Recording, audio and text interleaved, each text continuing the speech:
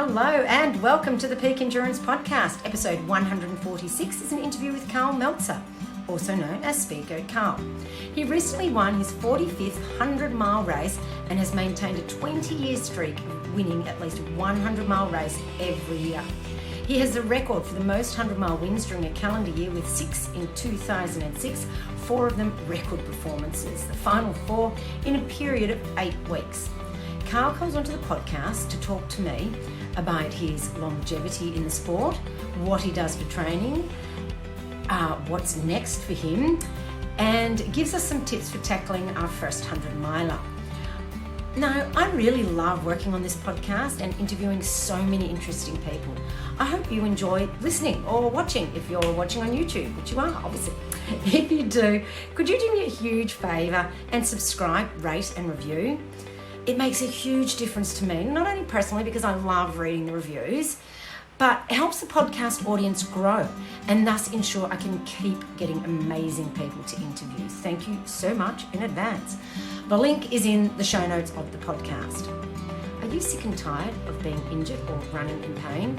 Ensure you are ready for racing in 2022 and come in and see the team at Health and High Performance in Montalbert, Melbourne.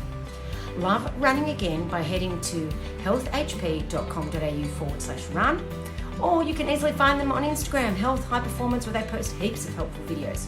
My recent goal setting webinar went incredibly well, so much fun, and I got some amazing feedback on how much the participants loved it and got so much out of it.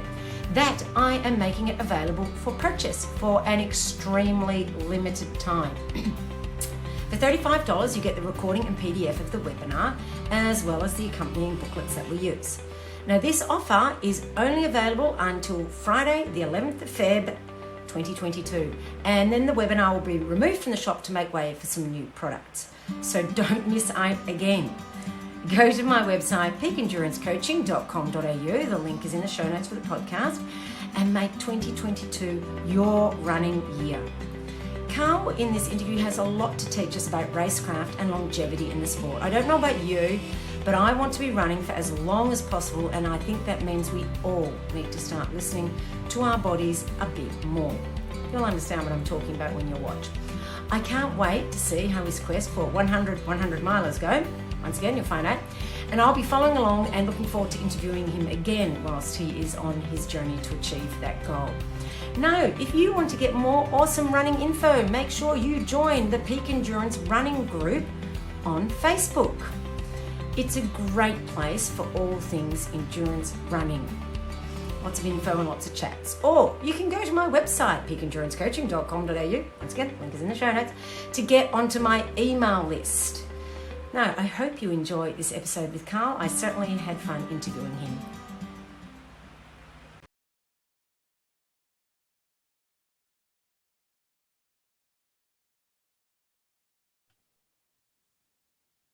Hi, Karl, and welcome to the Peak Endurance Podcast.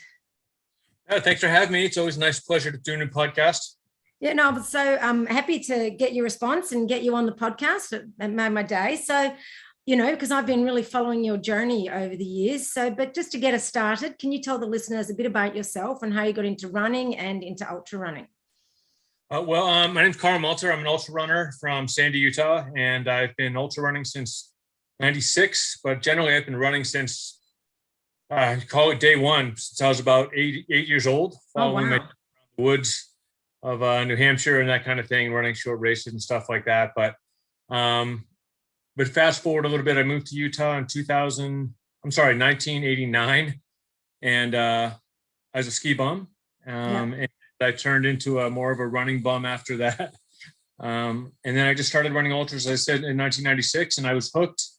Yeah. And now I've done it for 25 years, and it's still my passion, still my drive. And, I kind of hope to just keep doing it as long as I can. What do you think is it about ultra running that you particularly love?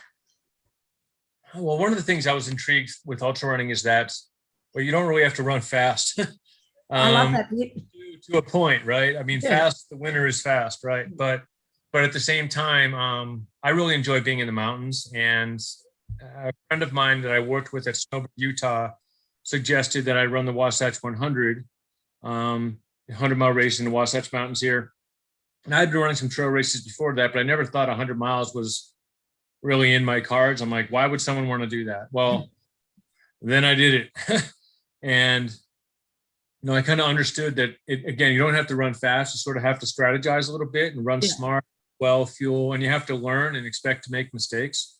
And I think that's with my life in general. I've always learned the hard way, whether it's building a rock wall or something. I always seem to make a few mistakes first, and then I get it, but then I get it right, as in better than most. So, and ultra running is kind of like that. You can't, it's rare to just jump into a 100-mile race, which is kind of my favorite, and then just win all of a sudden. A few races to come to that level of being near the front of the pack. And then once I got there, I just started thinking, well, how can I strategize more? How can I get better at this? And that's what's, it's like anything else. If it's really your passion, you really love to do it and you want to get better at it, you focus on it. And I just focused on it for a while. And now 25 years later, 100 miles is not far. It's like, it's another race. I think anything less than 100 for me doesn't really feel like a race anymore. Well, you are famous for that saying 100 miles, it's not that far. So that kind of explains it's a classic. It is a classic. And I think I learned that phrase too, like after I did the Appalachian Trail a few times, that, that being 2,200 miles, very different comparison. Time. That phrase almost started around that first time when I did the AT, because after I did that, it was like, 100 miles, my God, big deal. That's easy. It's never easy and it always hurts, but it just changed my perspective on things. And from that experience, I really learned a lot about myself and learned what my limits are. And I've been able to sort of push those limits up until now, because now I'm getting old and I'm getting slower, but I still enjoy it. So that's what really counts. Yeah. And I mean, that's the important bit. And you're not getting that much slower. You just recently won your 45th 100-mile race, didn't you? I did. And I was a little slower than I could have been when I was 30, but doesn't matter. You won. That's not. Yeah, no, I mean, a win is a win is a win, right? Exactly. There's no question about that. And the fact is, like, I can go to a race like that now. And I wasn't really super fit when I went there, but I knew I was fit enough to kind of do it. And I know how to do it. Yeah. So I went there and I ran about what I expected to run. It was 21 and it was about 21 and a half hours or something. So not bad. And you'd had come off a couple of injuries, hadn't you? Not running injuries per se. I had a number of injuries in 2021. I came into 2021 with I kind of strained my groin, and that kind of bothered me for a while. Once that was better, I went to a race in Oregon, 100-mile, or the Badger Mountain 100. I stubbed my toe, which ended up breaking my toe in that race. I also smashed my shoulder. I dislocated my finger there too. Put on hold a little bit. But then after that all healed up, I was kind of out of shape, and just because I couldn't run. And I finally was getting myself back into shape. I jumped in the Bear 100, which is a 100-mile one here in Utah. And 3 days after I pressed the registration button, I was running in a trail nearby and broke my collarbone. Into the ground like a rag doll, and it could have been a lot worse, honestly, but I survived it. Bone's fine now, but it really hurt my training for most of the season. I mean, it was very erratic. I think I totaled 1,500 miles in a season, and if you ask anybody on earth if that's enough for an ultra runner, they'll probably say no. But I survived it, and I got in decent shape for the last race, or okay shape, and then I went and just had a good standard. Wasn't too fast, but it was good. Yeah. So, but I mean, that's like a 20-year streak of winning at least 100-miler every year. How have you maintained such an ability to stay at the pointy end of the field? Because I mean, you see a lot of runners come and go constantly. I mean, I'm sure you've noticed that over the years too. Oh yeah. And yet you've managed to have such a long streak. What have you done that's different? That's a common question to ask me, is like, how can you last so long? How come you can still do it? And I'm like, well, number one, I love to do it. And, I understand competition. I understand failure. But it's my livelihood. I like do it. Like you said, I've seen a lot of guys come and go, and That's typical in a lot of sports, I think. Yeah. With the exception of golf, I mean, that's more of a game than a sport, sort of. Yeah. But I just love the passion behind it, and I listen to my body a lot. I don't overextend my training. I think I've probably done. If you look back at my logbooks over all the years, I used to actually have to write it down, not type it on a keyboard or enter it on my phone or whatever. You'll notice that I really didn't do, mega mileage type weeks. I ran in the mountains. A 60-mile week with 12 to 15,000 feet of climb is about standard. Yeah. Nowadays, you'll see some guys pulling 130-mile weeks with probably double that in vertical gains. And I just don't think my body could have handled that when I was younger. I mean, I tried, but what's the benefit? Can you last until you're 55? I'm 54. We don't know that with some of the guys now, some of the big names in the sport, but we'll see if they last. I think a lot of guys have come in, they get fast and they win a bunch of things and they do really well. And they're like, man, I could make a living at this sport. But then something happens, like whether maybe they have a kid or nothing wrong with that. Don't get me wrong, but that does change. It changes everything. It changes everything. And I've just seen that come and go a lot. And, job perspective, time, away working and things like that change people's perspectives. And for me, when I moved to Utah to be a ski bum, so I did it for 17 years. And that's a long time being behind the bar, being a bartender at a ski resort. But, and I just focused on, I want to run in the summer. So I saved all my money in the winter. So I didn't have to work in the summer. That was just what I wanted to do. So I did what I wanted to do. I didn't let other people sort of dictate what I wanted to do. Yeah. And that sort of, shaped my life. And I've had a lot of things fall into my lap. Just random things, like whether it was my first job at Snowbird, I just the first day I arrived there, I had a job working at night. I could ski every day for free. And that's the ski bum dream, right? Yeah, definitely. When I moved to Utah, that's pretty cool. Hoka came into my world randomly after UTMB, and that really changed a lot of things in about 2008 or 9. So I've been very lucky. First one to admit that I've when I have an opportunity, I tend to pounce on that opportunity. So that's not really luck, is it? I mean, it's luck, but you're creating your luck by taking advantage of opportunities.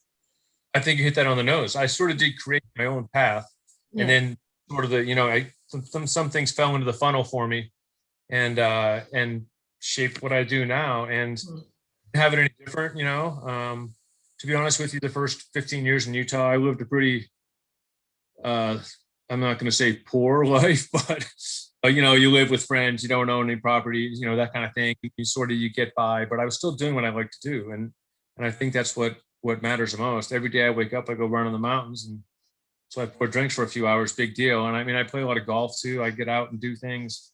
I enjoy life. And I think that's really the key to success, is that I'm doing what I like to do. I'm not doing it. It's not really a job to me. Sure, I make a living at it, but it's not a job.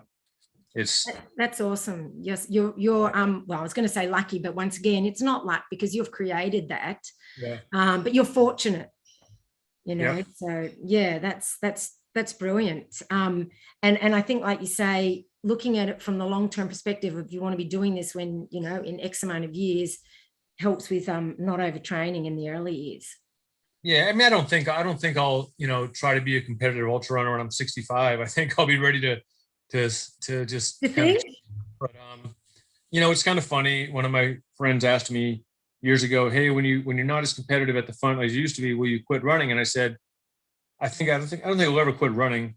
Yeah. I mean, now it's more of a hiking than it was running, but at the same time, I'll never quit doing that because it's what I like to do. I mean, you have to accept the fact that you get slower as you get older. Yes. I'm doing, no question, I'm doing fine for age 54, but I can't race with the front of the guys anymore. I don't have the target on my back like I used to. Yeah. It's okay. I kind of just have a different perspective. I'd step back and say, okay, well, this is my goal. And, that might be a time goal or a place goal or whatever.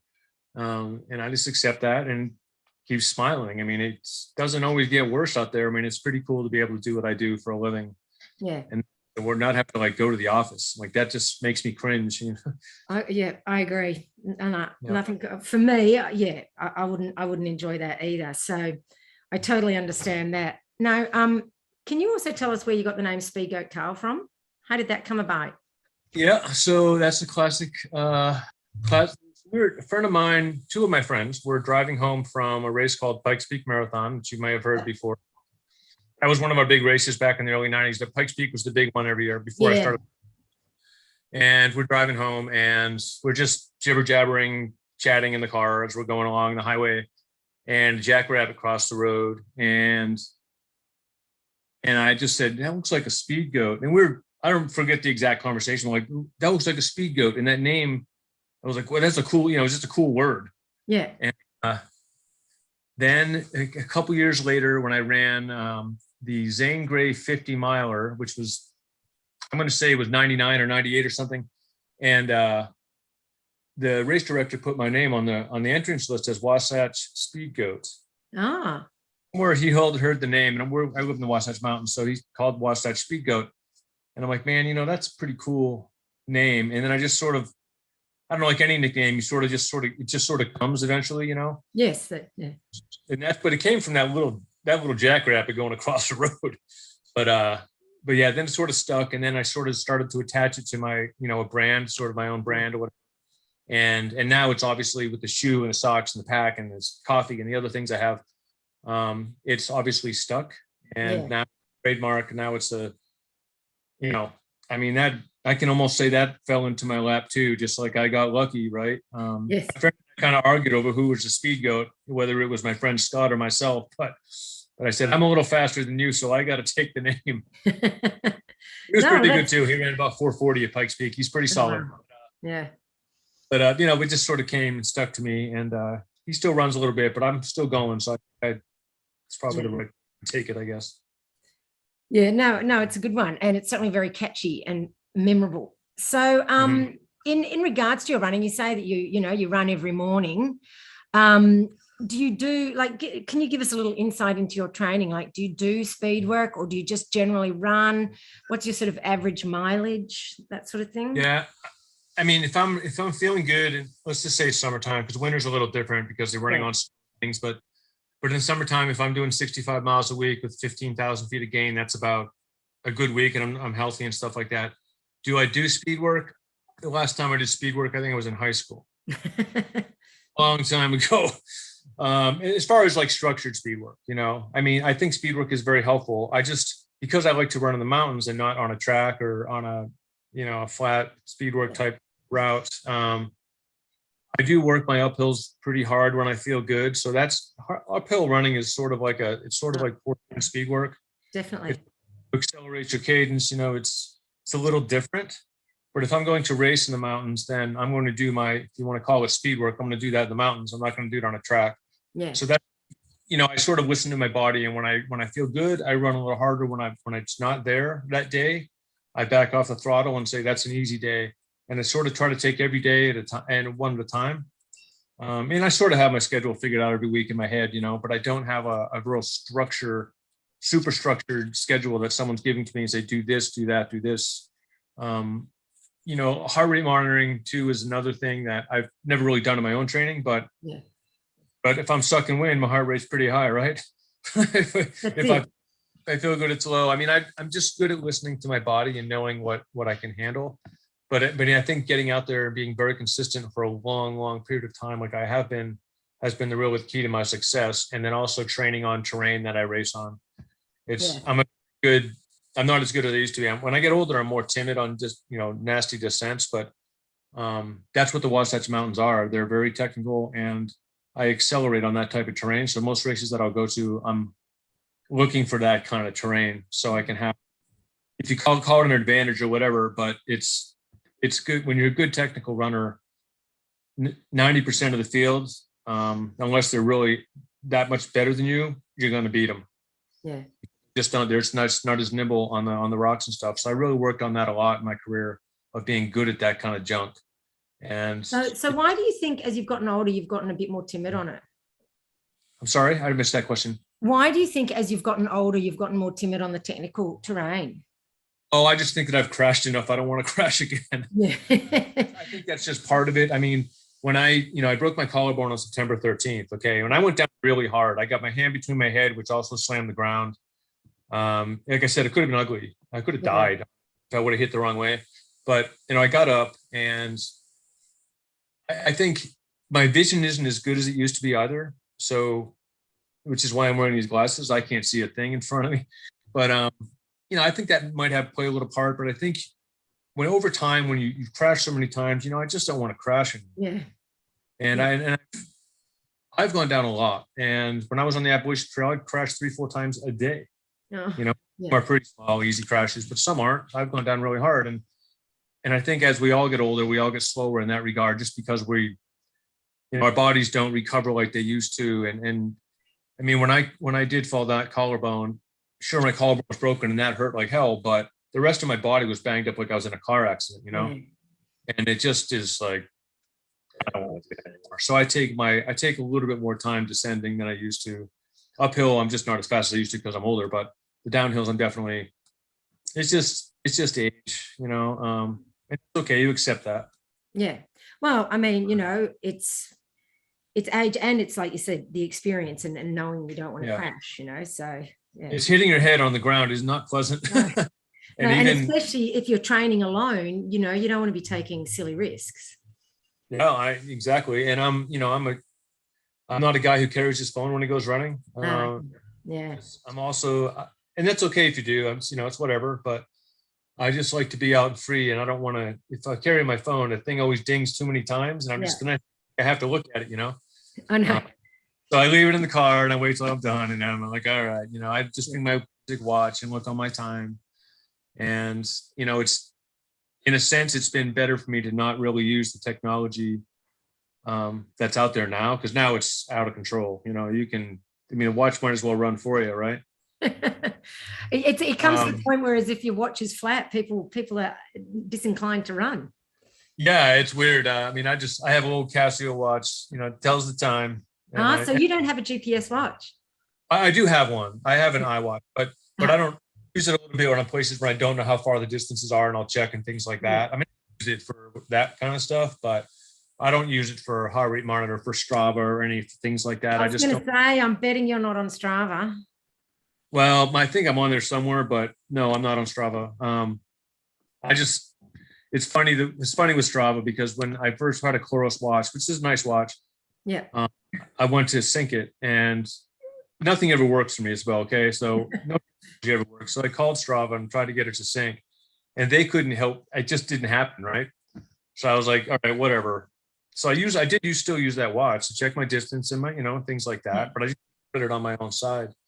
And I got a little frustrated and just like, well, whatever. Do I really need to show the world what I'm doing? No. It doesn't matter to me. I just feel like I've been successful the way I'm doing it, so I'm not going to change things. And, the commentary can be what it is. It's okay. Yeah. Yeah, no, it's good. I mean, yeah, I think sometimes we all get a little too obsessed with Strava and all the metrics. Too many data points, there's too many points of watch starts telling you haven't worked hard enough, or you work too hard. It's like, how do you know? You're just this thing on my wrist, I know.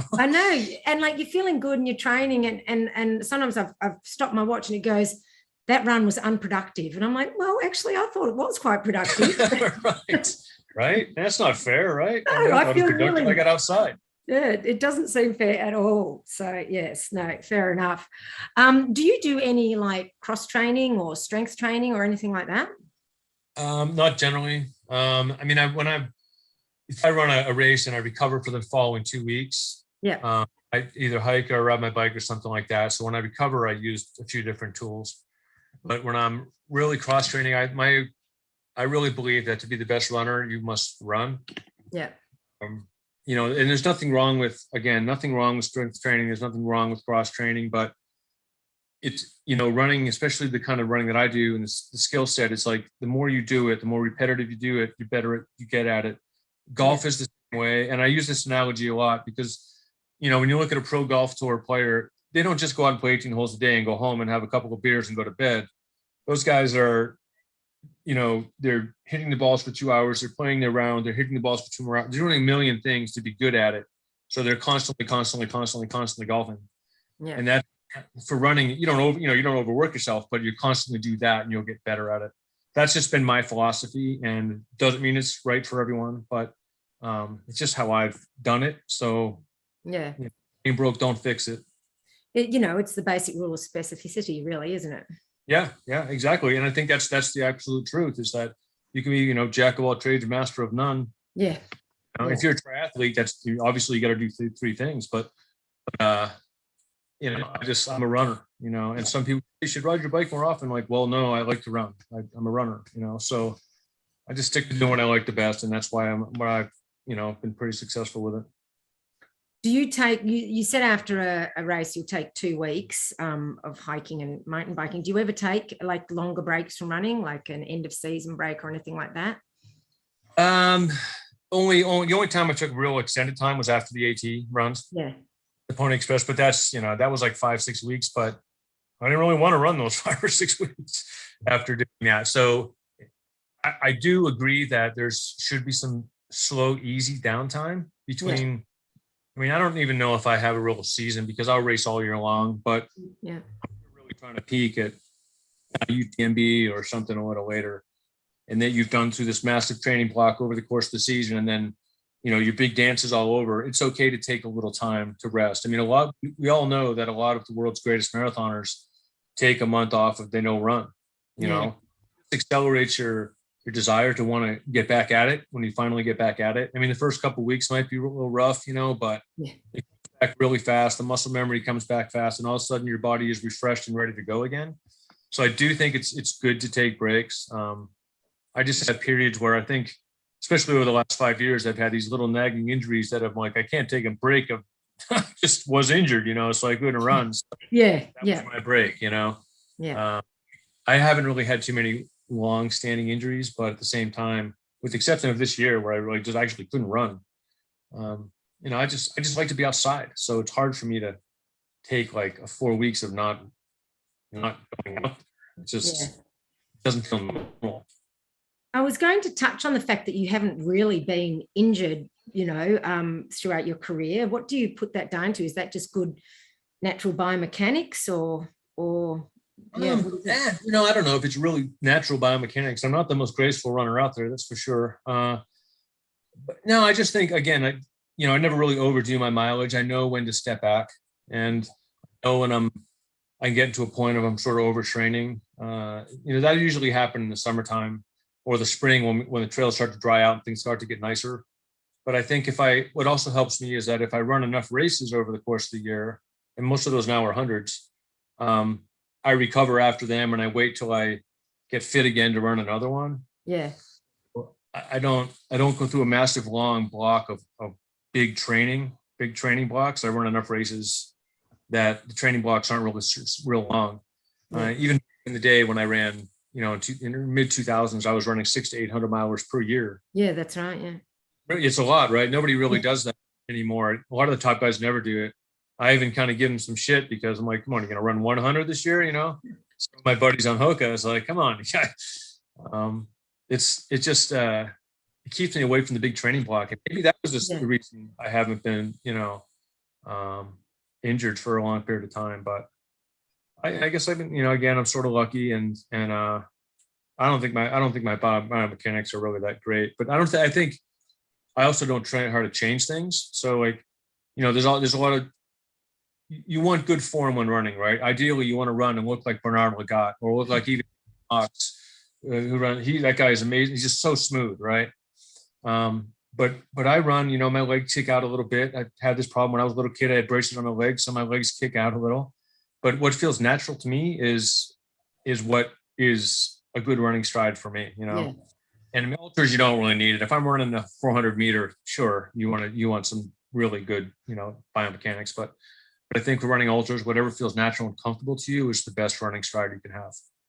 Yeah, my foot kicks out too, and I once tried to correct that and tried to always run with my foot straight, and I ended up getting a stress fracture in that leg. So yeah, it's just because when you grow up and you're young, your body goes a certain way, and this is where whether it's crooked or straight, you have to sort of adapt to it. Yeah, and I think it's whatever comes naturally to you, and you can't really change it overly much. A lot of the best runners, Scott Jurek is pretty ugly out there when he runs. but look at his success too. Same thing. Yeah, exactly. Yeah. I mean, even someone like Paula Radcliffe, marathoner, she had a very strange style, but you certainly can't argue with her results. Yeah, right. I mean, that's like, she's not the most graceful runner. Camille Herron isn't the most graceful runner, but look at her results. It's the same thing. Like, it doesn't have to be pretty. It's ball goes in the hole. That's it. If it goes off the tree or not. Now, what's your key to staying mentally strong during, long races and for instance, the Appalachian Trail? Like you said, it does hurt when you're out there. So what do you do to keep focused on pushing forward and not just giving in to the voices? Well, I mean, there are those demons in your head, right? They're always going to be, they're usually not all for you. They're sort of against you most of the time. So, and this has got a little easier over my career now because I've done it so long. Now I don't have any real pressure on me or anything. So if I have a bad patch, I kind of laugh it off. I'm like, oh, here's the bad patch. Here we go. Like, get stressed out about it. Nowadays, that's what I'm like. I was maybe a little more stressed out when I was younger, when I was sort of racing near the front all the time. But I just know that overall my experience is that it doesn't always, and this is a quote from David Hortons, it doesn't always get worse. It's a classical quote from David. And it's so true because I've run so many races where, mile 20 of 100 mile or mile 20 or 30, I don't feel so good. My legs aren't flowing. I'm just kind of like, blah, but that mile 60 or 70, I'm feel great. And how can that possibly be, right? It doesn't make any sense. No. But you have to tell yourself that it can get better. And a lot of that comes from just knowing that it can get better. If you have that one time when it gets better and you're like, wow, I actually feel better at mile 70 to mile 30. It's once you get that feeling that one time, you have to accept the fact that, okay, it's a bad patch.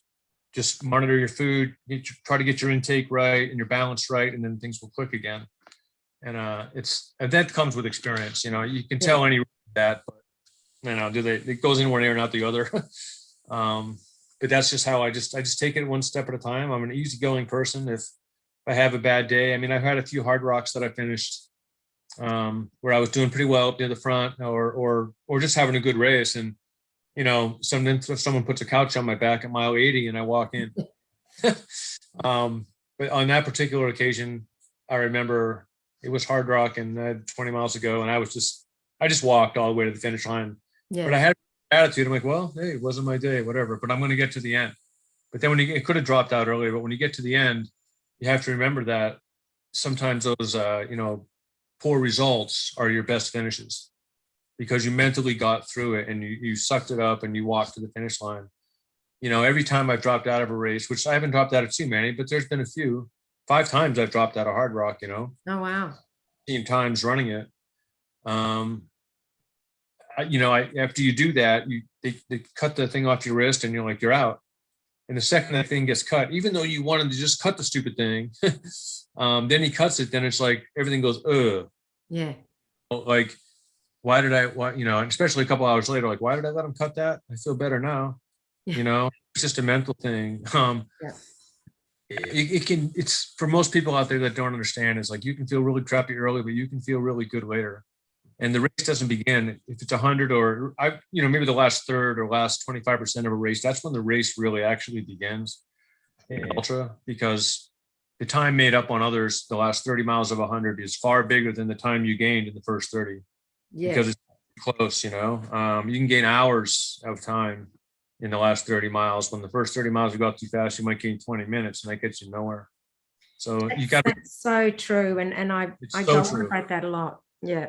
Yeah. And it's amazing how many times, you see guys go out fast and I'll come guys that are better than I am, faster than I am, then I pass them at mile 70 and they're just like walking and then we drop out, Yeah. Because it's demoralizing being passed, isn't it? So absolutely. Absolutely. Nothing worse than looking over your shoulder and that light gets closer or the guy gets closer and you're like, and then when he goes by, you're in this bad mental state. You kind of want to hang with them, but then you sort of just, I don't want to, you get negative. And that's just, it's the negativity. It's the mind, it's the demons. Yeah. Being able to run well the last third is really where it all counts. And, maybe you won't win the race if you start up too slow, but you probably ran a better race than most others. And that's always been my goal, is to, relative to the field, is to have the best best result, if that's the right word. Yeah. I don't like to go out hard and fade and still have a good result. I'd rather kind of charge the last end and pass people when it's more enjoyable. Yeah, I mean, that's this kind of strategy I use too. So you tend to go out a bit slower and then build as you go. Yeah, and I kind of like, if I know that if I'm a contender to run, say, top 10 at Western States, this is a good example, because when I was running Western a little, I only ran Western a few times. My best result was 11th overall, 10th male. One girl, someone got me at the end there, Pam Smith. Anyway, my goal in that race at mile 30, which is called Robinson Flats, was to be in about 30th place. Yeah. For top 10, that was my goal, and I was in 30th. So I put myself in that position, and then as the race goes on, I very, very slowly, 29th, 28th, 27th, and I worked myself all the way up to 7th. Wow. Right. I mean, so like, and it was all about the last, it was kind of about the middle miles in that particular race, but maybe mile 50 to 70 where I was doing real well. Then I sort of held my position, and I sort of faded a little bit at the end, but yeah, you see how I started in 30th and I moved forward to the field, running relative to the field. That was a great start. Yeah. Going out a little bit faster to that Robinson Flat location is like, it's kind of a death wish, like maybe, yeah, sure, you might get lucky and hold on, but relatively speaking, most of the cases you're not going to, and you're going to get away from the field. So in order to, for me to have a good race, as long as I'm passing people and don't get passed after mile 50 or 60, I deem that a success, And like we said, how it can be demoralizing getting past. When you're the one doing the passing, it really builds you up and makes you feel better and gives you energy as well, I reckon. Absolutely. And that's the thing, is like, you want to be the hunter, not the hunted. Exactly. Right. Exactly. Yeah. So that's why, even with the clients that I coach, that's sort of how I try to coach them into their races like that too. Like, when you're catching people, you feel good. When you're always looking over your shoulder for someone catching up to you, that's, that's, you look at the Olympic marathon, any road marathon, big road marathon, and when the guy goes out and he takes the lead and he's got a minute and a half on the field at mile 17, and he starts looking over his shoulder. The first time he looks over his shoulder means he'll get caught. Yep. So, and he does every single time. Yeah. It's the same thing with Tour de France. The guys riding, it's like, they go out, then they get caught. But that's not the way I like to race. I like to just be the sneaky guy that just keeps weaving his way through the field until whatever the result is, it is. But it's a fun way to race when you're on the second half. Yes, no, I totally agree. And also I like it because I get to meet so many more people when I race that way as well. And you're not grumpy. Yeah. Right? Yeah. If you're grumpy in the front, that's no good. But yeah, it's I've met a lot of people. I mean, the amount of friends I've met through ultra running, I have friends around the world, basically, I could go anywhere in the US anyway. I could probably go to any state if I wanted to stay at their house. It's like I have so many friends that I've connected with, and it's an amazing community of people. And it doesn't mean just, the front of the pack guys. I mean, I know people in all, whether they fight cutoffs or whether they win. I have so many friends everywhere that it's hardly a religious person, but it's a blessing. It's like nice to have that. And so it's been a great life having that on my side. And to be honest, that's part of the reason I love ultra running so much is the community. It's a very laid back community. It's funny that some will say, well, in triathlon it's more cutthroat. I mean, I wouldn't know. I would always be that laid back guy anyway. Yeah. It's nice to step on the start line and shoot the shit with your buddies and then go race, and kind of hope everybody does well, but I want to beat my buddies too. It's a race. Yeah. There's no holding hands with this guy across the line. That's good to hear. I might even work you over and make you think we're going to cross together at the end. But after that, it's all about having a few beers and relaxing and chatting about it. So, and that's what I've experienced in ultra running is I have never raced against anybody that has ever been like cutthroat about anything. It's always been like, you did great, I did great, awesome. It's always been positive. So, I mean, it's a great sport. I mean, it's so cool to see it still there. It still holds that grasp. Even in the biggest events out there, it still has that grasp of like everybody is still friends here. Yeah. And it's just about the journey. Yeah. No, I totally agree. Now, when you are in a race, what's your race nutrition like? I run for First Endurance, so I'll use their gels. I primarily am a gel guy. Yeah. I drink plain water because it's an easy, it's sort of a regulator Yeah. instead of having, a drink mix. Yeah, they do make a drink that I use in training, but I don't mostly use it racing because water is just, it's more of a regulator, and gels, you can count your calories a little bit easier. Yeah. So I'll run a whole 100 miles on gels. And Wow. a few things. I mean, a few other things. I'll eat some pineapple. Love pineapple. That's sort of my real food go-to. And then salt capsules. That could be a variety of brands. I just make sure that has like 300 milligrams of salt in each capsule, so I know roughly what I'm taking in. And then, soup, bouillon. I won't eat the noodles, but I'll eat the bouillon. Like that seems to coat your stomach, which it's a salty thing. Yeah. But other than that, and some soda. Yeah. Red Bull for a long time. I drank a lot of Red Bull. Red Bull is just a soda. It's flavored soda, no different than Coca-Cola. But recently, my last 100 I did, which that one I ran in December, I ran the whole second half on Coca-Cola. Oh my God! Wow. Right? I mean, that sounds absolutely nuts, crazy. I get it. But I was fine with the gels. I didn't have any stomach problems or anything. But you know what? The Coke really tasted good. Yeah. For whatever reason, I don't drink at home much, but there's sugar in it, right? I mean, sugar is your energy. And I had in my water bottle and I sipped on Coca-Cola for about 10 hours. So, I mean, I'm a bit of a nut sometimes, but, I've seen guys run hard rock on Sprite. My old friends did. He's like, I ran the last 70 miles on Slice. But he ran 30 hours or something. I mean, it's like you say, it's part of listening to your body. And if your body says, what I need today is Coke, then that's what it needs. It was working for me. And when something's working, I'm not going to try to change things. Yeah. This rule of ultras is don't try something new in an ultra. Yeah. And that's whether it's shoes or socks or whatever. Stick with your old routine and, know what works and then keep rolling with it every time. And, I used to run with those before I run First Endurance. I used other gels and was different variety of flavors, which was, I guess, kind of nice, but there's a convenience factor there too. Yeah. Oh, totally. I run with shorts that have little side pockets and I have a little waist belt. That's all I ever really carry. And, I carry my gels in my pockets of my shorts. And so I can reach down, grab, boom. It's real simple. There's no reaching around or any fumbling around or anything. And I keep things very, very simple. I do very, very minimal downtime compared to most. Yeah. So, I won the No Business 100 a couple wins ago. The only reason I won that race is because I beat him at aid stations. He was running. I was going to ask that because I see a lot of people spending a lot of time in aid stations. I like to be in and out, and obviously you're very much the same. Yeah, 15, 20 minutes for 100 miles, all I need, and that's only because it takes time to get a water bottle. There's no need to have a lot of downtime. And, you'll see more downtime in the back of the pack. And I get it. They're doing more things. They're thinking about eating real food, and nobody wants, I couldn't put a gel down after 5 hours. And gel of probably almost any brand is like going to work basically the same way. It's made for you to process quickly. It's made for you to give you energy. So you got to tell yourself that, I mean, I get it to get old after 15 hours of sucking them back, but it's going to be over before you know it. You just blink and the race is over. Then you can eat some real food.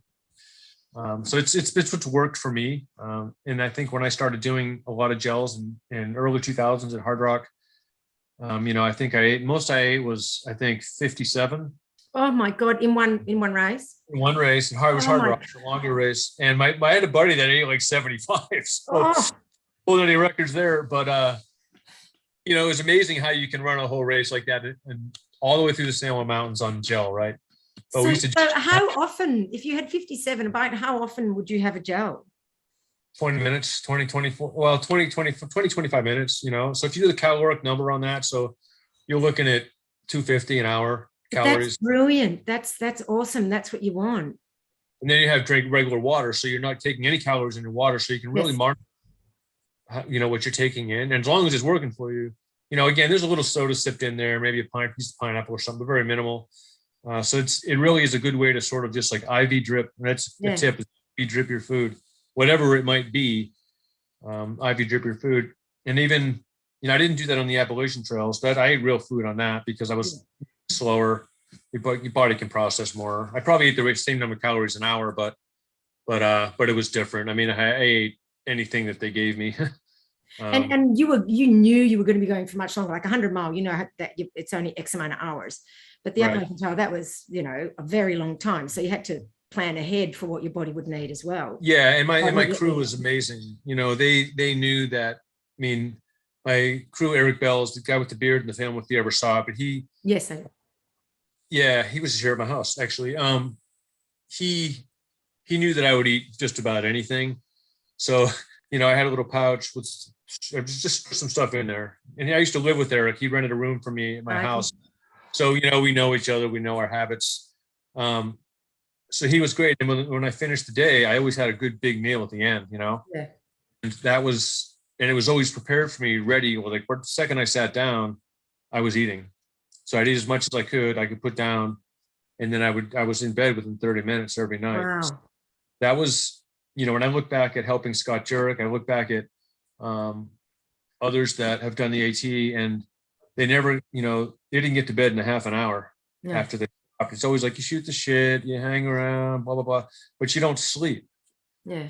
The whole thing behind the AT is get your maximum hours of sleep that you can afford when you're trying to break a record. And then you kind of go from there and hope it pans out. I was getting great sleep on that when I did it. And that was I'm not good at sleep deprivation to begin with. I'm like, I need my sleep. Yeah.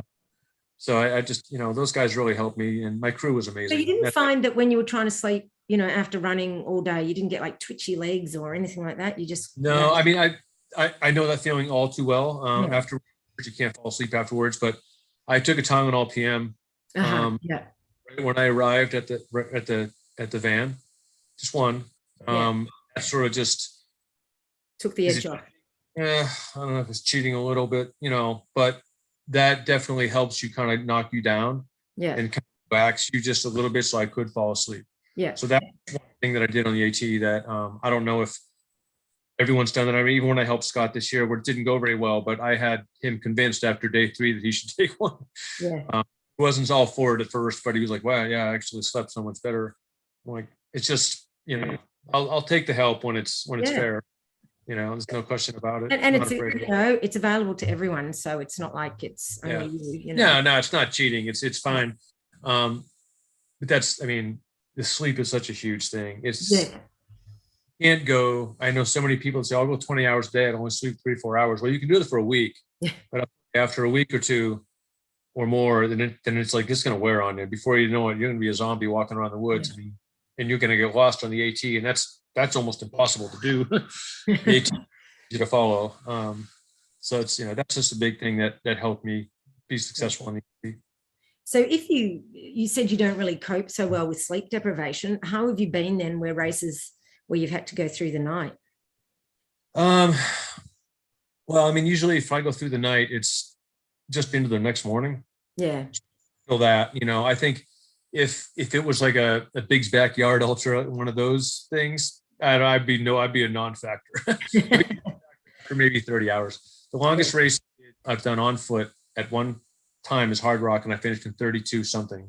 Okay. So that, I was done at about 2 p.m. or something.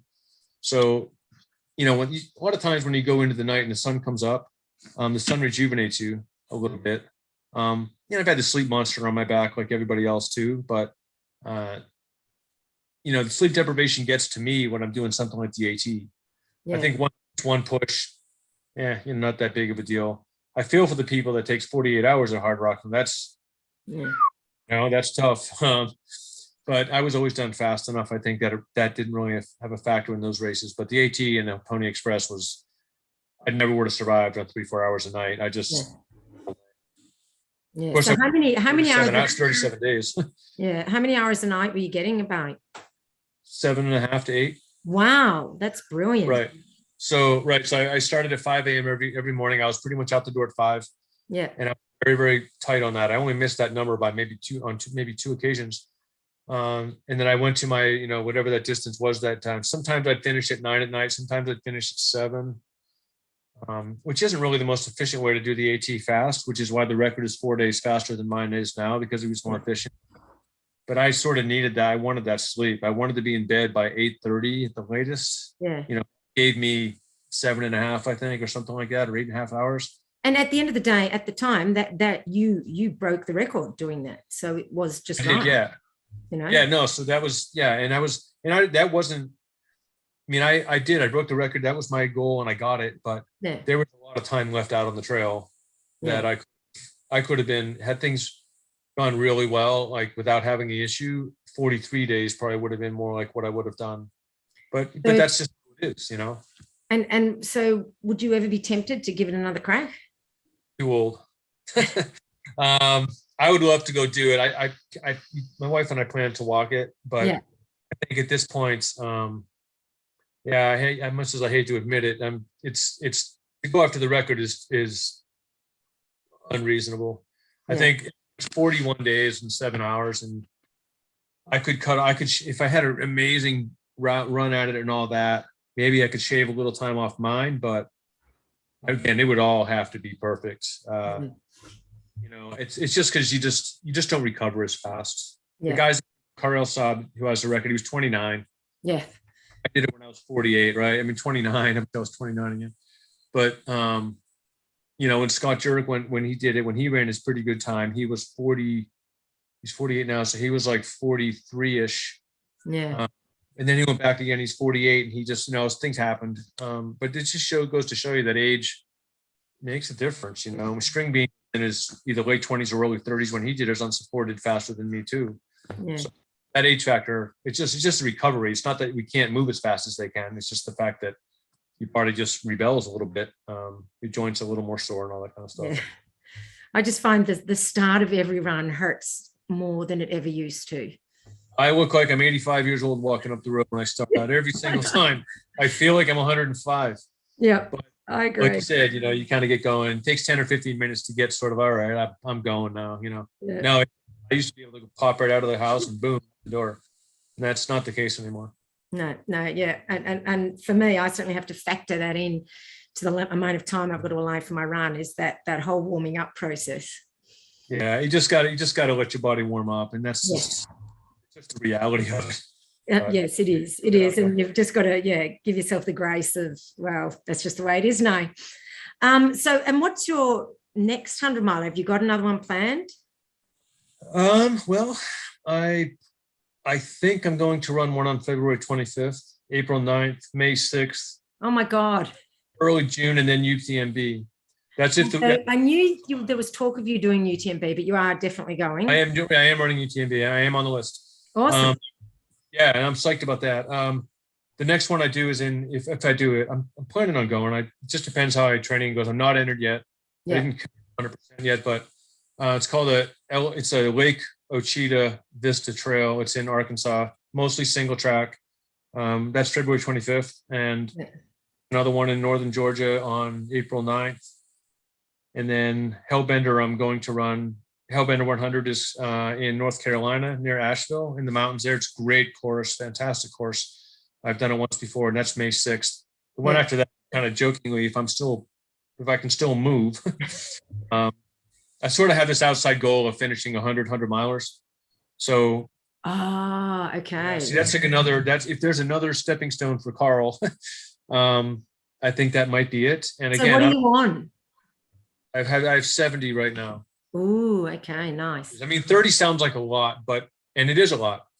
And if you tell anybody that, they're like 30 hundreds, oh, that's crazy. But if I just have to finish them, I can do that if I stay healthy. So that's sort of back of my mind. So if I get 4 in, or 5 or 6 or 7 in this year, I'll be in the upper 70s. And then I can think to myself, well, next year maybe I'll do 10, and I'll get, all I got to do is finish them. If I slow back the throttle, try to win, I think maybe not quote me on this, but I think it'll be a piece of cake if I stay healthy. That's always the biggest. But once again, your body so well. I think I think you would be able to do it. I think I can do it. I think I can do it. It's just I got to stay motivated. Yeah, that's probably the key. Yeah, I mean, finishing is. I'm fast enough that I don't really fight the cutoffs yet. So it's just a matter of to me, I'm good at walking fast too. Yeah. And I think you're talking about just finishing a race. Like I call it AT pace because Appalachian Trail pace is like 3.5 miles an hour. And that's not, I mean, it's not very fast, right? It is on that terrain, but it's not, not really overall. Yeah. Yeah. I think I can do it. Hopefully Hoka will stand behind me on this quest. But if not, I can still do it myself. But that's kind of on the end of my radar. And so how long do you think it'll take you to get those last 30 in? Yeah, if I commit to it, so let's hypothetically say I finish 7 this year. Yeah. Or even say 6. 76, it gives me 24. So 3 years after that at 8 a year. I think if I get to 90, I think the last 10 will come quick. Yeah. Because I'll just feel like I'm too close to not just go do it. Yeah. You know, yeah, I'll just go do the Pony Express because it's local. I'll just go finish it.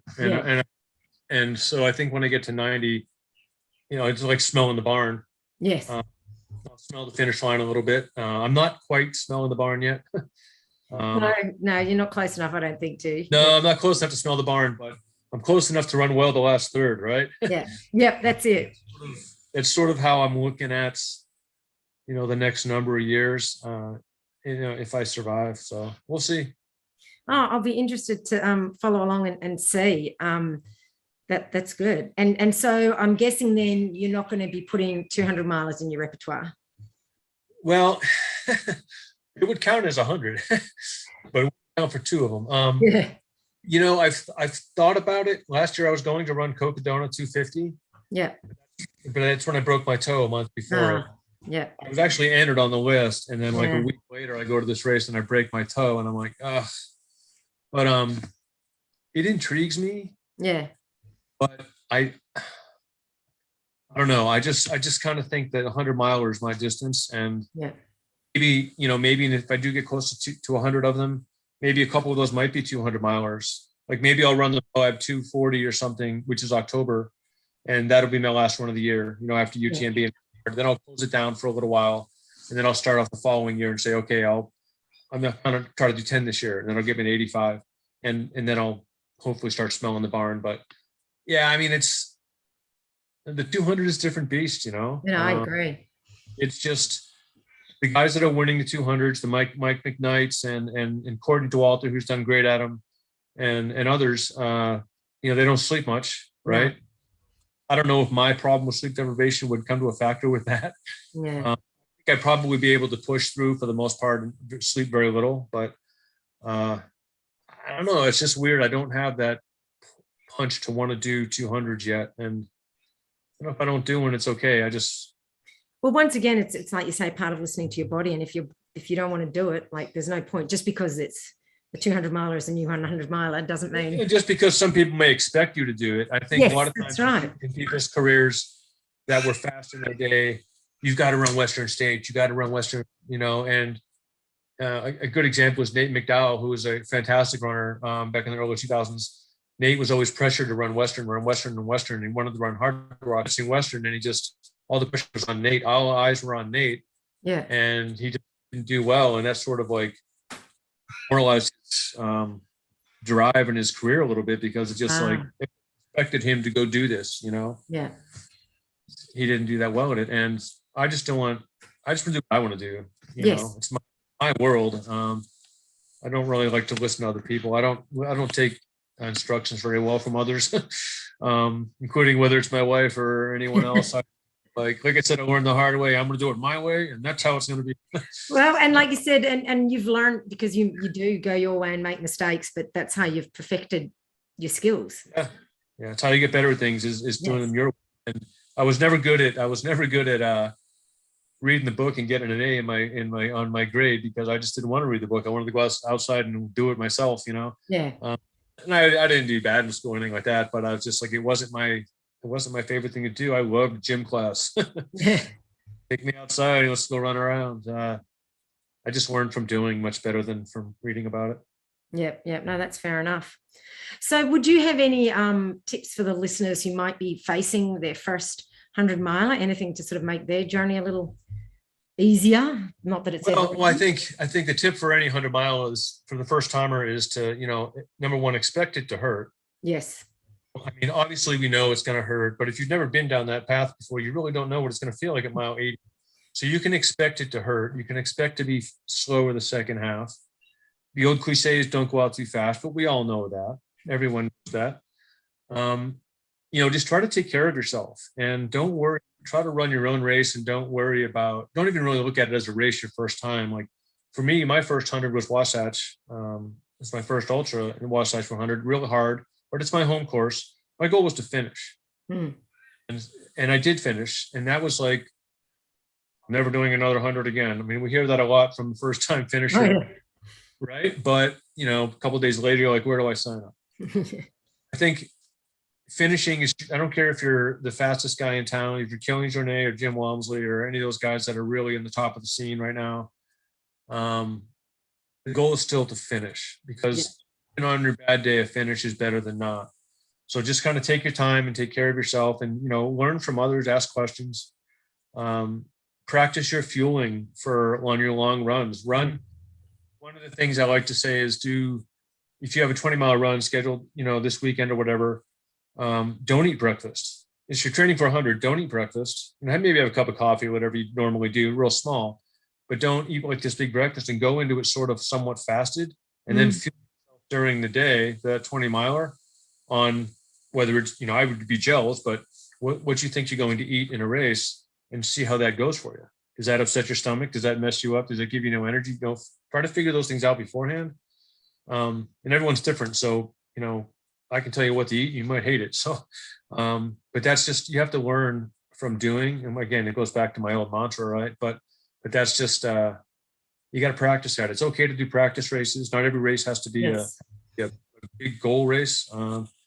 I do lots of races where I just go and run them and just kind of like, have fun with it and enjoy it and keep smiling. And remember that it doesn't always get worse. I've seen a lot of guys run their first 100 and run great. And I've seen a lot of guys blow up, and usually they blow up because they didn't really practice what they're supposed to do. It just takes time to learn what your body will accept and what it won't accept a lot of times. Yeah. But asking questions is from people that have done a lot of them is the best because they know what it feels like. You can have a coach that he might teach you how to run your best marathon ever, but if he's never run 100, he wants to train you to run 100. He hasn't felt it yet. Doesn't mean he's not good. It just means he doesn't really know what it feels like at mile 70 when you can't move and you're sitting in a chair and you want to just go home. Yeah. You got to learn that you can push through those things. Yeah. No, that's great advice. Thank you very much. And thank you so much for coming on and chatting with us. Now, where can people follow you if they want to see you on your mission to get your 100 milers? Yeah. So, the only place I really, on social media, I'm mostly a Facebook, Twitter guy. I'm too old for it. So, I just don't carry my phone when I run. Right. So I just take photos. People ask no selfies? No, yes, no selfies. How do you do this phone? I don't know. That's just mostly because I don't carry my phone, but it's just, I'm not super technology in things, but Facebook, obviously I'm there all the time. I see it all the time. I don't always make posts, but that karlmeltzer.com is my website. I don't make many posts, but Speedgoat 50K, I can be found because I'm the race director for that. And then Twitter too. I'm on Twitter, I go on that a little bit, but, I just kind of like do my thing. And if you want to find me, you should always, if anybody hasn't watched the film Made to Be Broken. Yeah, that's an awesome film. And you kind of learn, Red Bull did a good job with that for the most part. We missed a lot of cool things about it, but you can learn about me a little bit by just kind of watching that. And, I can be a real grump and same time I can be smiling too. So, but it's been a good ride. Well, thank you so much for coming on the podcast. I really appreciate your time. No, thanks so much. It's always a pleasure. Bye.